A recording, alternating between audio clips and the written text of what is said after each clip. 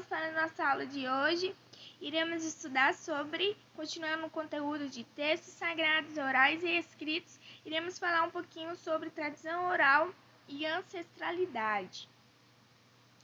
O objetivo da nossa aula é reconhecer a importância da tradição oral e a preservação da memória religiosa e identificar a tradição oral nas diversas culturas e religiosidades. Identificar o papel dos sábios e anciãos na comunicação e preservação da tradição oral e dos ensinamentos relacionados a modos de ser e viver. Na tradição oral, todos os textos sagrados escritos foram durante um período de tempo conhecidos e repassados de forma oral. A tradição oral é uma das formas mais antigas de se produzir e perpetuar conhecimentos. Quando nos referimos à tradição oral, é comum pensarmos na cultura, e na religiosidade dos povos indígenas e nas religiões de matriz africana. Mas o que é tradição oral?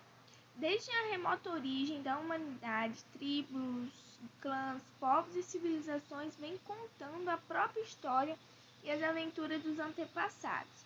Os grandes líderes religiosos e ou fundadores de tradições religiosas, filosofias de vida, entre outros, foram contadores de histórias e de experiências religiosas que cada um vivenciaram e a partir de então passaram a descrever.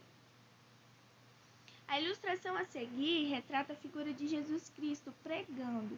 Sabemos que Jesus nunca escreveu nada que fora comprovado, que Jesus escreveu. Logo, todos os seus ensinamentos eles eram transmitidos oralmente e foram repassados por meio de uma tradição oral. E até serem escritos 3 séculos depois, no chamado Novo Testamento, segunda parte da Bíblia, Que nós temos uma figura representando Jesus e seus ensinamentos. Jesus tinha um costume de ensinar por meio de parábolas e experiências que ele vivenciou. Tradição oral. O budismo também manteve-se como tradição oral durante 5 séculos. E o primeiro livro transcrito sobre os ensinamentos de Buda é o Tipitaka, que pode ser traduzido por os 3/6 em referência ao fato do livro ser dividido em 3 partes. Da mesma forma, Buda não deixou nenhum texto escrito, seus ensinamentos foram transmitidos também de forma oral e posteriormente coletados e transcritos por seus seguidores. Então, nós temos aí a diversidade cultural e religiosa na oralidade.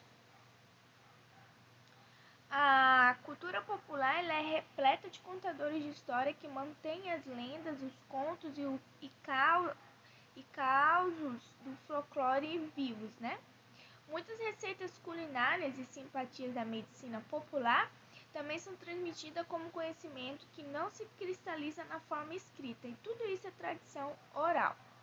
Vamos ver o que você aprendeu. Os textos, essas questões você irá passar para o seu caderno, tá bom? Que já servirá como resolução da sua atividade. E enviar para mim a foto para que eu possa corrigir. Os textos sagrados escritos já foram de forma oral. A tradição oral é uma das formas mais antigas de se produzir e perpetuar conhecimentos, mas quando nos referimos à tradição oral, é comum pensarmos na religiosidade dos povos, letra A, israelenses e palestinos, B, cristãos e muçulmanos, C, indígenas e afro-brasileiros, D, hindus e árabes, E, selvagens e ignorantes. Marca a alternativa correta. Segunda questão, todos os ensinamentos de Jesus eram transmitidos oralmente e foram repassados por meio de uma tradição oral, até serem escritos 3 séculos depois no chamado Novo Testamento.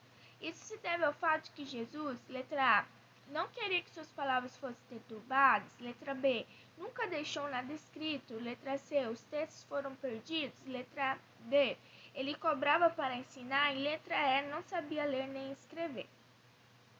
Terceira questão, além do cristianismo, outra religião de que o líder fundador não deixou nada escrito em seus ensinamentos foram transmitidos também de forma oral e posteriormente coletados e transcritos por seus seguidores. Foi o letra A, Islamismo. B. Confucionismo. C. Budismo. D. Espiritismo. E. Agnosticismo. Agora vamos entrar aí, depois que você já respondeu essas questões, passou para o seu caderno para que eu possa corrigir, né? Vamos continuar. Tradições orais e ancestralidade.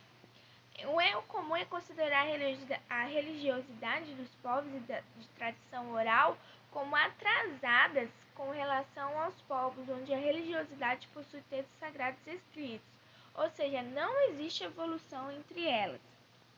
Tantas religiões que se intitulam reveladas, ou seja, têm sua fundação a partir de uma revelação divina, e mesmo que aquelas que são consideradas religiões naturais, todas têm um importante fundamento na tradição oral.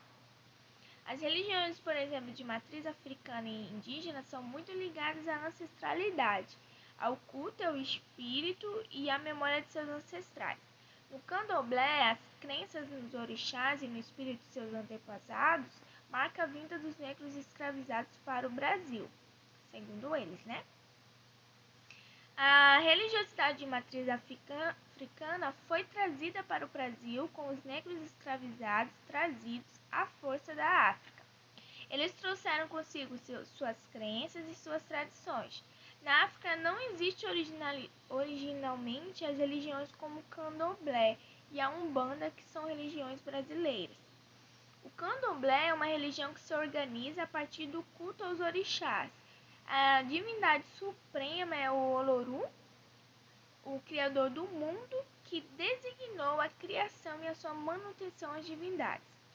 Apesar de considerarmos a Umbanda uma religião de matriz africana, sua origem tem relação com os ancestrais indígenas, pretos, velhos, ciganos, etc., sendo uma religião bastante sincrética. A Umbanda e o Candomblé não possuem textos sagrados escritos e sua doutrina, seus rituais e sua religiosidade são mantidos e perpetuados desde os tempos remotos até hoje de forma oral. Os povos indígenas, eles possuem uma profunda reverência aos mais velhos. Seu conhecimento sobre as plantas que curam, as histórias dos ancestrais, as cantatas e, entre outras contadas, são um elo entre o passado e o futuro, herança para os que virão depois de nós. Em algumas aldeias, os povos indígenas mantêm parte de sua tradição, de suas crenças e de sua cultura por meio da tradição oral, ou seja, pelas histórias contadas pelos mais velhos, pelos cantos em volta da fogueira, na linguagem que traz a herança dos ancestrais. No folclore, qual mito, lenda, conto e fábula? A palavra folclore tem origem no termo inglês folk. Quem é bom de inglês aí vai saber pronunciar. Significa polvo e loure, né? Loure, que significa acervo. Então chamamos de folclore o conjunto de mitos, crenças, lendas, contos populares, fábulas e histórias que fazem parte da identidade cultural de um povo. Mas existem diferenças entre mitos, lendas, contos e fábulas? Seria um deles mais verdadeiro que outro? Vamos diferenciá-los e procurar saber mais sobre cada um deles. Primeiramente, o mito. Os mitos são o primeiro recurso de linguagem simbólica utilizado pelos seres humanos com o propósito de explicar a realidade. Trata-se de uma linguagem poética e intuitiva que transcende a lógica racional. Os mitos de origem são uma tentativa de explicar, por meio de metáforas, o surgimento de todas as coisas. Essa explicação ocorre por meio das relações entre Deus e as forças sobrenaturais primordiais. Então, aqueles que não creem na existência de Deus, eles veem a existência de Deus como um mito e desconsideram todo o processo e todas as provas que tem quanto à presença de que existe um Deus, de que existem a criação das coisas de forma geral. Pode ser uma verdade intuitiva, o mito, ele não se reduz a simples lenda, ele é a narrativa sobre o tempo, onde tudo foi criado e sempre é objeto de crença, por exemplo, Gênese, cosmovisão indígena e africana. Já as lendas, elas fazem parte da cultura popular e nem sempre possuem um apelo religioso. São narrativas que procuram explicar acontecimentos misteriosos e sobrenaturais, como, por exemplo, no folclore brasileiro, temos entre outros as histórias sobre o Boitatá e o Curupira. Já o conto, ele é uma narrativa que acontece em qualquer lugar e tempo, presente, passado ou futuro. A função do conto é procurar levar o narrador a se envolver na trama, por exemplo, a Bela Adormecida, Rapunzel, Chapeuzinho Vermelho, entre outros. Já a fábula é uma narrativa com o objeto de trazer algum ensinamento moral, cujos personagens são animais dotados de qualidades humanas. Por exemplo, a cigarra e a formiga, a lebre e a raposa. Vamos para as atividades agora, sendo que essas atividades serão realizadas no seu caderno, tá bom? Agora que já sabemos um pouco mais sobre as tradições orais, assinale as alternativas corretas considerando os textos anteriores e depois marque a letra correspondente. Aí você irá marcar, vai ler as alternativas e marcar a alternativa correta. O papel dos sábios e anciãos.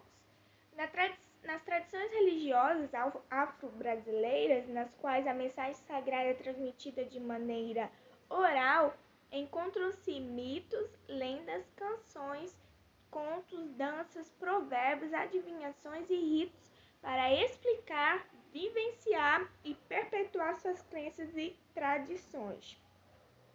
O papel dos sábios e dos anciãos nessas culturas é bem valorizado, pois por meio das experiências que eles tiveram, pelas vivências que eles tiveram, os ensinamentos, os conhecimentos adquiridos, eles vão sendo transmitidos de geração em geração. Por exemplo, no Japão existe uma cultura de se respeitar e valorizar os mais velhos. Existe um feriado nacional onde se comemora e festeja o Dia do Respeito ao Idoso, e o que acontece sempre na terceira segunda-feira de setembro de cada ano. Como vocês podem visualizar aí. A tradição cigana. Os povos ciganos também possuem uma cultura e uma religiosidade que é fortemente ligada à tradição oral. O idioma dos povos ciganos é o romani e não é uma linguagem escrita, ou seja, é uma linguagem ágrafa. Os povos ciganos, eles também são chamados de povo das estrelas, e sua cultura é repleta de mistérios. Uma das principais características dos ciganos é de serem nômades, por isso eles vivem em acampamentos, né? Não tem um lugar específico. Na religiosidade dos povos ciganos existe um sincretismo entre a deusa indiana Kali e a Santa Sara, que seria a serva que acompanhou as Três Marias, Jacobina, Salomé e Madalena, no transporte do Santo Grau. Os ciganos, eles são conhecidos pelas cartomantes, que leem o futuro das pessoas, pelas linhas das mãos, quiromancia, né, conhecido, pelas cartas do tarô, entre outros. É uma cultura marcada pelas danças, cantos, festas típicas e por um forte código ético.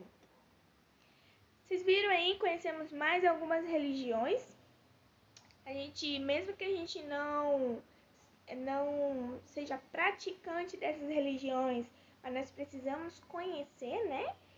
Na questão de ter aquela tolerância passiva, eu não participo ativamente daquela crença, mas eu sei e eu conheço a crença de cada um e respeito a questão também da empatia, né? De respeitar a religião do outro. E a partir disso, vamos ver o que a gente aprendeu cada uma das questões. Vocês irão colocar essas questões no caderno, tá bom? E enviar para minha resolução. Questão 4, 5, 6, 7 e a consideração final. Até 6. Considerações finais. Muitas vezes a gente considera a tradição oral como algo do passado ou de povos primitivos. Mas se a gente observar no nosso dia a dia, aquilo que nós chamamos de tradição oral permanece viva e atual, pois ainda existem contadores de história, pais e avós que repassam para os seus descendentes o ocorrido no passado. Então, nós devemos valorizar, respeitar e aprender com as experiências dos mais velhos e saber reconhecer e vivenciar as próprias raízes e a riqueza cultural e religiosa do Brasil. Aqui nós temos algumas referências de onde foi tirado. Se você quiser aprofundar mais, nós temos um site. Pronto, terminamos a nossa aula. Fico no aguardo para que você entregue a atividade proposta. Então é isso. Tchau, tchau!